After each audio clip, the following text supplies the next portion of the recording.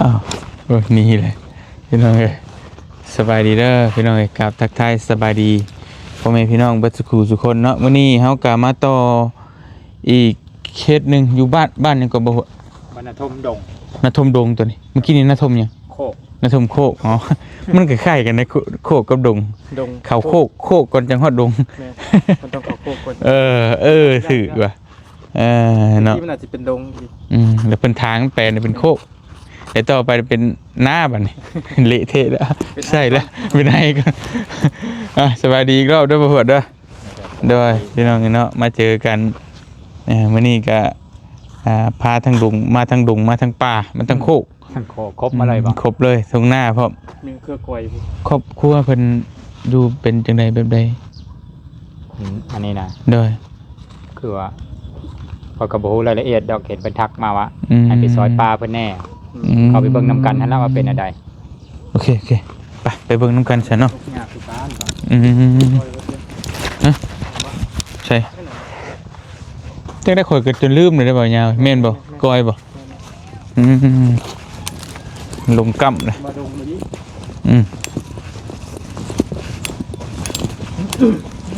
ฟังอย่างเลยไปพี่น้องเอ้ย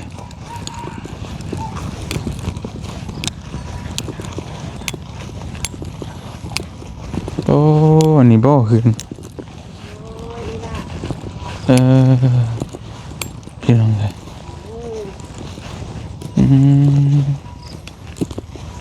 พากันดูจะคนเนาะนี่สบายดีเด้อเนาะเด้อสบายดีเป็นป้าใช่ป่ะโดยเป็นป้าเป็นอยู่2 คนบ่โดยอยู่2 คนผมเจ้าก็บ่ได้อยู่นำโอ้ยอีกเนาะพี่น้องเอ้ยอยู่2 คนเงาแล้วนี่เนาะโอเคเด้อมาสั่นเดี๋ยวไปนี่ก่อนสบายดีเด้อสบายดีโดยขึ้นนั่งไกลกันแท้ช่วงผัวเมียเว้ยมาใกล้ๆกันก็ได้มาขึ้นมานั่งโดยได้นั่งนี่ก็ได้ดอกบ่เป็นหยังพี่น้องเอ้ยโอ้ยยับมาใกล้ๆกันพี่ก็ได้โอเคพี่น้องเอ้ยเนาะยินเป็นไดพี่น้องนี่เนาะทางขออนุญาตด้วยทางเมซื้อว่าแนวใดแม่ซื้อไร่เมไร่กับพอวันหน้าแม่นอยู่2 เท่าอยู่2 เท่าลูกเต้าไปใช้ได้กันนะลูกเต้านั้นผู้นึงก็เอาโผมือเฮือนโผแล้วก็ผู้ที่2ก็คือว่าหั่นละไปทำงานก็บ่ได้เงินได้ทองหั่นละไปเฮ็ดงานอยู่ไสน่ะอยู่ไทยไปแล้วพัดไปมีครอบมีคู่แล้วพัดบัดนี้พัดตกทุกข์ได้ยากแล้วก็อยากมาบ้านบัดนี้นะอยากมาบ้านก็เลยมาบ่ได้บ่มีเงินมีทองมาบัตรเบิกก็บ่มีตะกี้น่ะมีบัตรสปอร์ตข้างแน่ไปแล้ววันนี้ละบัตรละตกน้ำบัตรตกน้ำแล้วเลยบ่มีบัตรเลยแล้วอยู่น้ำเขาก็แบบบ่มีความสุขนะว่าง่ายๆสิเป็นได้คือบ่มีความสุขแบบผู้ก็พิษเดียวเลี้ยวกันตลอดแบบบ่มีเงินมีทองนี่ละครอบครัวก็ทุกข์ยากแน่ครอบครัวผัวแต่ยังมามีแต่โทรหาแม่ว่าให้แม่น่ะโอนเงินไปให้แม่ก็ว่าบ่มีแม่ก็คำบ่มีเนาะให้แม่โอนเงินไปให้โอ้นั่นละพี่น้องนี่ก็ไปหาเงินมากก็ได้เลยรีบน้อยก็ใช้จ่ายน้ำบ้านน้ำมือนี่แหละวันนึงคิดเลยทั้งครอบครัวต้องการความช่วยเหลือแบบใดก็ที่ว่าแบบว่าอยากให้เอาลูกน่ะมาความอยากให้สวยเหลือนะอยากให้เอาลูกเป็นผู้ที่เป็นไปลำบากนั่นแล้วว่าอยากให้เอากลับคืนมาบ้านลูกสาวโดยอายุ7 ปีนะ20 ปีได้น้อยได้ประมาณ20นี่ละเอาผัวเป็นคนไทยคนไทยคนอุดรคนอยู่อุดรโดยและเป็นยังจังให้เพิ่นมาบ้าน แบบว่ามันลำบากนั่นแหละมันก็โทรมาหาแม่ว่าแม่เอ้ยหายังเมื่อบ้านอยู่กับมีแต่พิษเดียวเลี้ยวกันตลอดกับผู้นะผู้ว่ามีแต่ผู้หายอะนะว่าง่ายๆเสร็จไป แล้วก็โทรศัพท์ใช้กับใช้เครื่องเดียวกันก็ผู้เวลาโทรมาเพราะว่าแม่ก็ถ้าผู้บ่ให้โทรแล้วก็โทรบ่ได้แบบโทรหาปู่หาย่าก็มีแต่ว่าเฮ้ยเขาหาเงินจะก้อนหาเงินจะก้อนแบบทางเหมือนบ้านโทรไปหานะ เขาจะงูใจมันไว้เดี๋ยวกูจะให้มาถามเบิ่ง หากโทรหาเงินจะก้อนก็แบบว่าบ่ได้จะเทิงเงินนะว้าวตั้งแต่เดือน5จนฮอดว่าเดือน8แล้วก็ยังบ่เห็นอยู่เงินนะแล้วก็ยังบ่ส่งมาอยู่คนนั่นก็ดี ตะหึงแล้วเพิ่นไปจักปี ไปได้2 ปีแล้วได้2 ปีแล้วว่าไปนี่นะอยู่นำกันกับอันผู้นี่นะ โดย ได้แล้ว2 ปี แล้วบัดนี้เพิ่นมันก็อุดรมันก็บ่ไกลปานใด แม่น มันเป็นหยังเพิ่นเป็นจังมาบ่ได้ การย้อนว่าบ่มีเงินมานี่แหละ บ่มีเงินมา แม่น โอ้มันก็บ่น่าสิใช้เท่าไรเพิ่นว่าค่ารถมา เด้ยังว่าแม่ก็บ่ฮู้ มันบ่ร่ำพันนี่ก็มาได้นะมา มีแต่ว่าบ่มีตลอด โอ้เพิ่นเฮ็ดงานหยังเพิ่นพากันเฮ็ดงานหยัง บ่ได้เหตุการณ์เฮ็ดงานเลยนะอยู่ซื่อๆอยู่บ้านซื่อๆผู้ก็แบบว่าง่ายๆสิไปแบบเป็นคนบ่กลุ่มครอบครัวนะเอาลูกเอาเมียแล้วก็บ่มีความรับผิดชอบหั้นนะ อืม อืม แล้วก็เลิก แต่ว่าเราก็เฮ็ดงานอยู่บ่ลูกสาวเจ้า บ่ได้เฮ็ดงานเดี๋ยวนี้ก็อยู่ละลาซื่อแล้วอยู่เลี้ยงลูกแล้วได้ลูกแล้ว เอาได้ลูกพ่อม แม่ โอ้ มีลูกน้อยผู้หนึงได้3 เดือนแล้วลูกนั่นก็ อืม แบบผู้ก็บ่ไปหาเงินหาทองหั้นนะ มาขึ้นมาบ่ยังคือว่าโอ้เป็นห้อยบ่ เป็นห้อย สบายดีเด้อโดขึ้นมา สบายดีเด้อ อืม บ่ได้มีลูกบ่ บ่ ลูกมีแต่รับ ลูกนี่ ไปเบิดแล้ว พามาแล้ว อืม ไปมันมาแล้วลูกอะ อืม อยู่ในนี้แหละ2 เท่าในแรงงอนๆแง่ๆอยู่กับบ่ได้อยู่ดอกในเฮือนนี่อยู่หน้าพูนเถียงหน้ากันน้อยๆถ้ากันออกอยู่หายอยู่หน้าเพราะว่าอยู่เฮือนก็ย่านลมย่านฝนแน่ อืม แบบเฮือนก็ถ้าสมมุติว่าลมแห้งมันก็สิไหวแล้วก็ย่านอยู่หน้าน่ะแบบเฮาปลูกเถียงต่ำๆแล้วก็พากันอยู่2 เท่าหั้นแหล้ว ดำให้ดำหน้าหรือบ่ ย่าง เออฉันได้ดำเนาะ โดย พี่น้องเอ้ยแต่ลูกชายอีกคนหนึงน่ะไปอยู่น้ำผัว แม่น เด็กคนหนึงก็ไปอยู่ไทยก็อยู่น้ำผัวคนไทย อืม มาบ่ได้แล้วบ่มีเงินมา มาแล้วเล่าจากมาอยู่บ่ อยากมา อยู่ เดี๋ ใด ยวนี้นะ บ่มีเงินมา แบบว่าให้แม่ บัดผัวได้สายแล้วสิถิ่มผัวแล้วได้บ่ แล้วว่าได้ว่าตามว่าน้ำแม่นะว่า อื มาม แบบถ้ามีคน ยันว่ามันเรามีลูกน้ำกันพร้อมนะประเด็นมัน บ่มีเงินมาอยู่ใช้ ดูดอน โดน ใกล้ๆนี่ นี่ไข่นะ1,000 กว่าบาทก็มาให้ฮอดแหละ เออ โอ้ บ่หลายดอก อืม ท่านนึงกับบ่มีว่าว่าเอาใส่แม่ โอ้ นะคันแม่โอนเงินไปให้แล้วสิมาแม่ว่าแม่สิเอาเงินมาแต่ไสลูกเอ้ยคันรับยืมหมู่ก็เป็นหนี้เป็นสินบัดนี้ถ้าโตมาก็ยากลูกยากเต้าแล้วสิไปหาเงินอยู่ไสมาแทนเพิ่น อืม บ่สิมาให้ดี อืม เนาะสิมาได้แท้เนาะ ได้แล้วอุดร ได้ ใกล้ แต่แบบว่าครอบครัวเขานะสิบ่ให้เงินหั้นนะ ๆอืม ทางลูกผู้นะ ว่าง่ายๆสิแบบข่าวบ่ยังให้เอาลูกเขามา อืม ย่านเปลี่ยนแบบนี้แหละ แต่ลูกคอยนั่นละมันนั่นยังมา นั่นแหละมันสิยากนํตัวนี้แหละ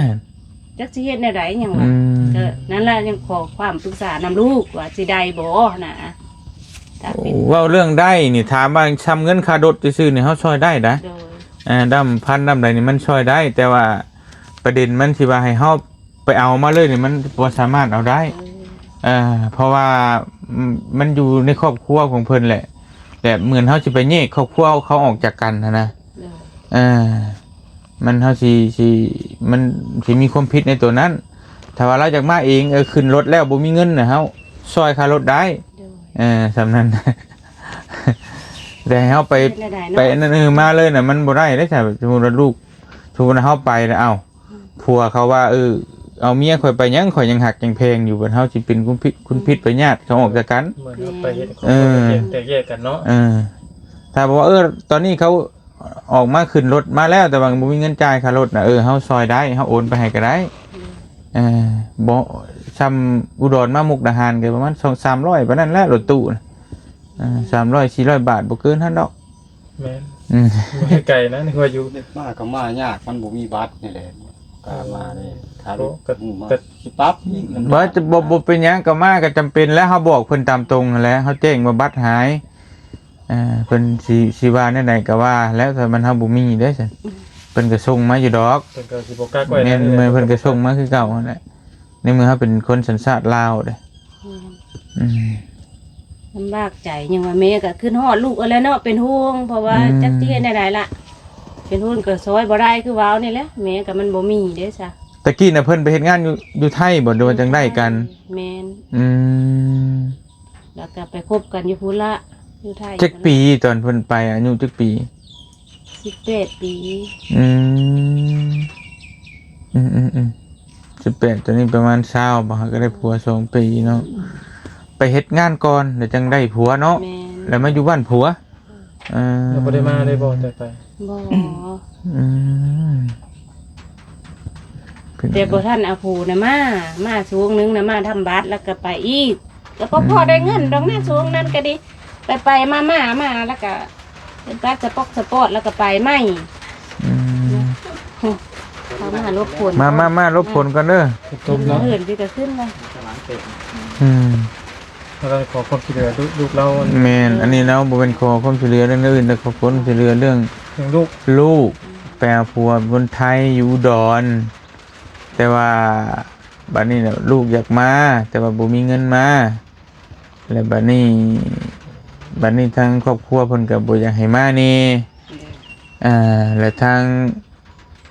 เพิ่นก็แบบไม่ง่ายว่าพุ่นกับลูกเนาะพ่อเพิ่นก็บ่อยากให้เอาลูกเมื่อน่ะคือกันกับลูกเฮาได้แยกกันมันก็จักจังใดอยู่นะบัดนี้ปู่ย่าเพิ่นอีกอยู่นำบ้านเดียวกับปู่กับย่าเพิ่นบ่ อยู่บ้าน อัน เดี เด้ ยวอยู่บ้านเดียวกัน อืม เพื่อนเดียวกันโลด เพื่อนเดียวหลัง แม่ เดียว ผั กั วน ก็ยังมานั่นแต่บ่มีเงินมาแม่ก็ว่าถ้ายังมาก็พากันหาเงินลูกเอ้ยสิ ผัวก็ยังมานำอีก ยังมานํ อ้าวก็ ก็มาใช่กันนะ สบายได้ดิ หากแต่แบบว่าเงินบ่มีนี่แหล้วแม่ก็เลยจะเก่าแต่ลูกแม่แล้วมาเนาะเฮาก็บ่จะคือมาแล้วว่าทางเขาก็ บ่เพิ่นฮักแพงกันก็ให้เพิ่นมาอยู่ร่วมกันนะบ่อยากให้เพิ่นแยกกันนะ แต่ เนาะ บ่ฮักบ่แพงกันดอกพังลูกกันว่าว่า ฮะ เพราะว่าเลี้ยวกันอยู่คู่มือแม่เอ้ยจักว่าสิเฮ็ดจังได๋ก็สิตายแล้วเด้อ เลี้ยวกันนี่คือผิดกันนะพี่น้อง ผิดกัน อืม แบบบ่ค่อยถือกันน่ะนะ อืม ผิดกันเว้ายอกๆแยกๆแล้วก็เว้าดังซื้อมีดแล้วก็เล่นเพียงใส่กันนั่นแหละ ก็ธรรมดาดอกเรื่องผัวเมียมันก็ในนั่นแหละบ่ว่าอยู่ไสบ่ว่าที่ผัวลาวเมียไทยผัวลาวเมียลาวก็คือกัน เรากับเรากัน ลาวกับลาวก็ใส่กัน น่ะย่านหั่นนะย่านเขาตีเขาฆ่ามื้อหน้ามื้อไหนก็หาส่งบ่เห็นก็เลยคิดไปแม่ก็คือทวงลูกคือว้าวหั่นละ อยู่จังหวัดอุดรนี่ถามเพิ่นบ่อยู่อำเภอใดตำบลใดหมู่บ้านใด มีแต่มันบอกว่าถ้าว่าสิมีคนมันมาเอาก็ขอสิส่งแผนที่ให้มันว่าแบบนี้ โอ้มันบ่ง่ายเนาะตะแปวเนาะ แม่พาบ่เป็นหนังสือถ้ามันสิส่งมาให้แม่ก็บ่ สมมุติว่าเพิ่นนี่ไปเฮ็ดงานตกงานน่ะบ่จักทางมาเนี่ยนอนอยู่หิมทางนอนอยู่หันอยู่นี่แหละ ได้สิ บ่มีเงินค่ารถมาน่ะเฮาไปเอาได้เฮาขับรถไปเอาเลยก็ได้ แต่ว่าอันนี้มันสิเหมือนไปแยกเพิ่นออกแต่ครอบครัวเพิ่นเนี่ยมันบ่ได้เด้ ลำบากใจแต่นั้นน่ะต่อให้อยู่กรุงเทพก็ได้เฮาขับไปเอาก็ได้บ่จักข่อยบ่จักทางมาแต่ว่าอยู่นี่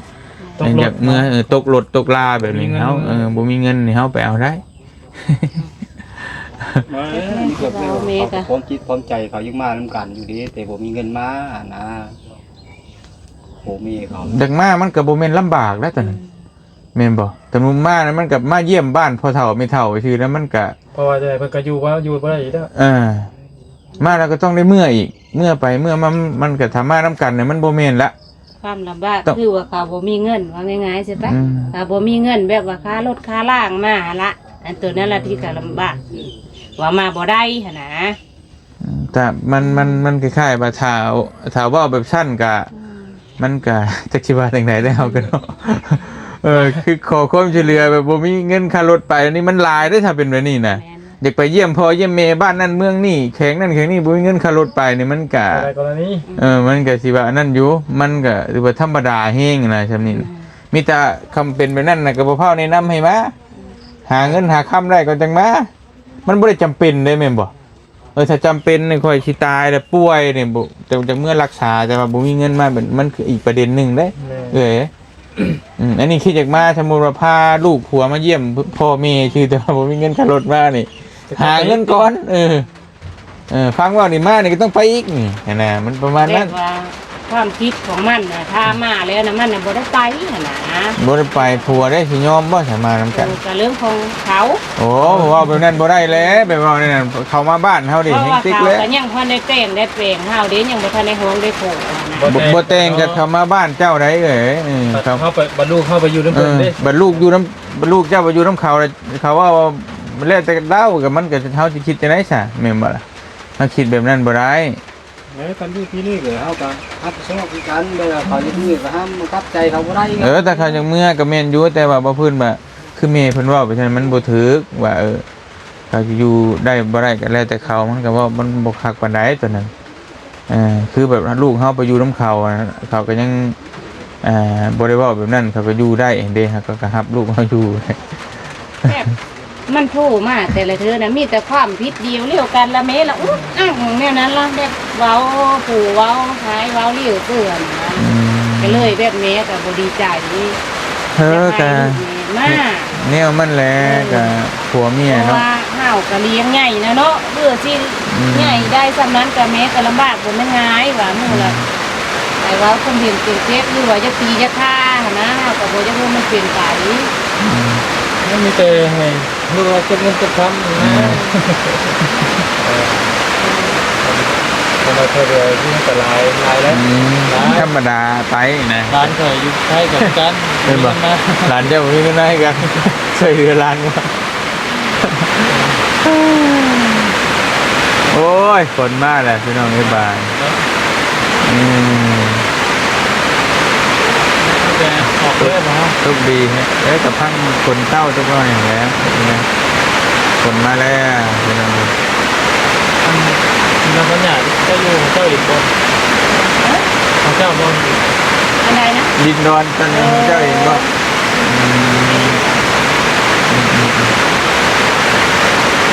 โอเคพออยู่พอเช่าอยู่ แล้วเขาจะครอบจะแต่ละที ได้เวลาให้เข้าไปคนกินกั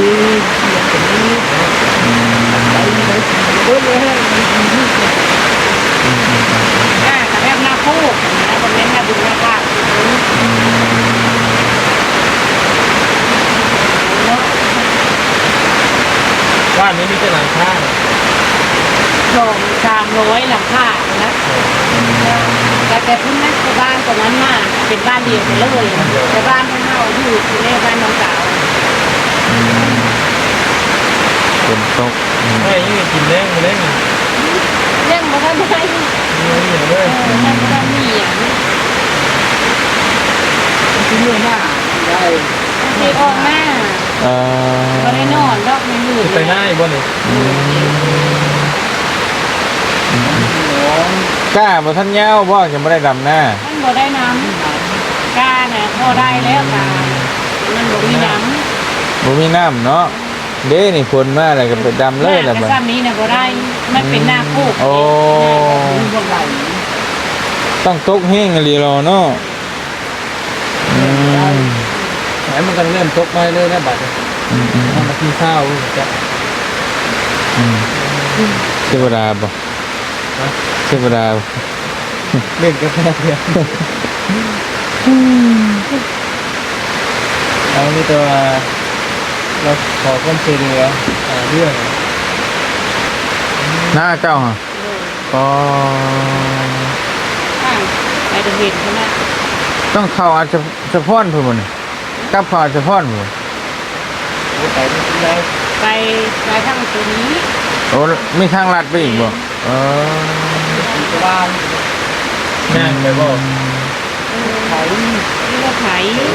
จนเลย มีรถไถคันนึงคันรถไถน้องสาวไถน้องในบ้านคือว่า แบบพ่อแม่เพิ่นเสียแล้วล่ะลูกไผ่นะค่อยๆเอา อืม ใจ มาใช้ซื้อนี่แล้วก็มาขายให้ขายหน้าบ่มีแล้วเลยเอามานะ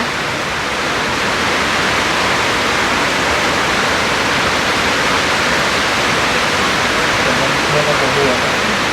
อืมนี่แหละเห็นการลานแป้นก็เป็นอย่างนี้เนาะอืม ใช่แต่แบบนี้แหละหนูเอ้ยคือเห็ดนี่แหละ อืม เป็นพาได้พ่อบ้านเนาะ แต่ก่อนเนาะจะเอาแบบนี้แหละขาไม่กระพ้า เป็นพาน อืมหลายปีก็ได้นี่เนาะ คิดก็ปี อื แล้ว ม เอาที่ช้าๆมันบ่พอได้หาเงินบ่ได้ อืม เฮาบ่มีแบบว่าง่ายๆเสียไปเฮาบ่มีมาแต่พ่อแต่แม่แล้วก็บ่มีงูมีควายนี่แล้วเลยก็มันบ่พอได้เท่านี้นะ อืมมันก็ฝืดเครื่องไปเบิดเนาะมันก็ยากไปเบิดบานมันบ่มีตั้งแต่กกแต่เข้าอืม ตรงนี้มาแต่ตัวที่นี่ยากนะ เลยพอได้รำงานนอนอยู่บ่คนก็ได้พี่น้องตกตวดอยู่เอาเฮงมาแห้งจริงๆแล้ว เฮงแล้วไปก็บ่ได้แล้วบาดไปมีแต่นั้นแล้วสันเด้อพี่น้องเอ้ยเดี๋ยวสิกลับก่อนได้ฝนก็มาแล้วบัดนี้เอาเงินซอยเราจะแสนกันพอได้เติมน้ำมันรถไปหน้าเด้อพอเด้อเอาโดยสู้ๆเด้อพี่น้องเอ้ยเดี๋ยวทางเบิ่งถ้าเพิ่นมันจำจีมันแบบว่ามันแก้ไขบ่ตกดีๆก็จังว่ากันเนาะตอนนี้เพิ่นก็ยังอยู่น้ำลูกน้ำผัวอยู่นั่นแหละก็เดี๋ยวจังว่ากันให้ลูกเพิ่นนั่นเบิ่งคักๆก่อนหาเงินหาค่ำก่อนถ้าเพิ่นอยู่น้ำกันบ่ได้ดีก็จังว่ากันนะตอนนี้เพิ่นก็ยังให้เพิ่นหาเงินหาค่ำเบิ่งก่อนน้องปักกันเด้อ ไปมันจะกลับก่อนเด้อดูดีมีแห้งสู้โดยเอาไป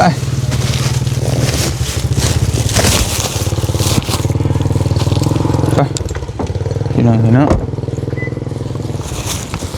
เอาขนมมาต้อนหลานในเด้อเนาะขอบใจคือการมื้อหน้าสิมาเยี่ยมมายามไหมพี่น้องเอ้ย ไปโดยไปพี่น้องเอ้ยบ่เตียงก็สิขอตัวเดินทางกลับก่อนก็มาหาทางครอบครัวมีกับพ่อเพิ่นก็พอดีเพิ่นขอความช่วยเหลือไปกับเรื่องเดี๋ยวให้น้องเพิ่นไปก่อนก็ได้ไปยังน้องเพิ่นไปก่อนเป็นไปเอาเดี๋ยวให้ลูกเขยมาเยี่ยมไว้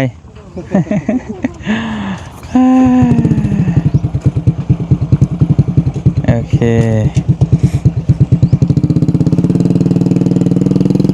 ไปพี่น้องเนาะกะ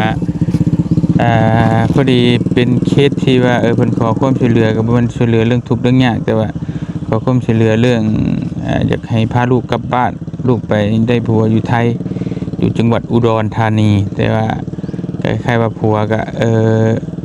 เพิ่นอยากป้ากับผัวบ่รู้จังได๋เฮาก็บ่ฮู้แต่ว่าน่าจะทำนองนั้นนะแต่เฮาก็เลยแบบบ่อยากสนับสนุนปานใดในการที่ว่าครอบครัวเพิ่นแยกทางกันเพิ่นว่าอยากให้ไปช่วยแต่คำเป็นไปได้เขาจะให้ไปเอาพุ่นแหละว่าซั่นซะ อ๋อเพิ่นจะได้ลูกเพิ่นแห้ง อยากได้ลูกกลับมาแต่ว่ามันคล้ายๆว่าทั้งนั้นก็บ่อยากให้มาถ้ามาก็มานํกันอีกนะก็ว่ามันก็คือเก่าแหละมานํกันเนาะก็ได้ว่าครอบครัวเขาได้บ่ได้อยากปะกัน แต่ว่าเราอยากแยกอยากแยกกันซื่อนะมันก็เลยมันบ่อยากอันนั้นปานใดเฮาก็เลยว่าให้เขาเคลียร์กันก่อนยกตัวอย่างที่ว่าเป็นเคสที่ว่าเพิ่นไปเฮ็ดงานแหละตกรถตกลาบ่มีงานเฮ็ดหยังแหละแบบบ่มีเงินขับรถกลับบ้านไปซั่นเฮาซอยได้เฮาไปเอาได้นะแต่ในกรณีแบบนี้เหมือนเฮาไปแยกครอบครัวเพิ่นออกจากกันเนาะมันก็บ่คักแล้วเฮาเป็นคนผิดบัด แก้ปัญหาบ่ทุกจุด แม่ เก่าเนาะ แม่เพิ่นยังบ่อยากเลิกกันนะเหมือนเฮาไปเอาแยกออกเพิ่นออกจากกันมันก็บ่งามปานใด แม่นล่ะ พี่น้องเอ้ยมีแต่นั้นแหละเบิดซำนั้นแหละแล้วเฮาก็สิไปต่อบัดนี้จังได๋ก็ มุกขอบใจบ่ฮวดหลายๆเด้อบ่ฮวดเด้อพามาพี่น้องให้เดินทางเลาะกลับก่อนค่ำแล้วเนาะเดี๋ยวเจอกันโอกาสหน้าพาใหม่สำหรับมื้อนี้ไปก่อนอยู่ดีมีแฮงสบายดีเด้อพี่น้องเด้อไป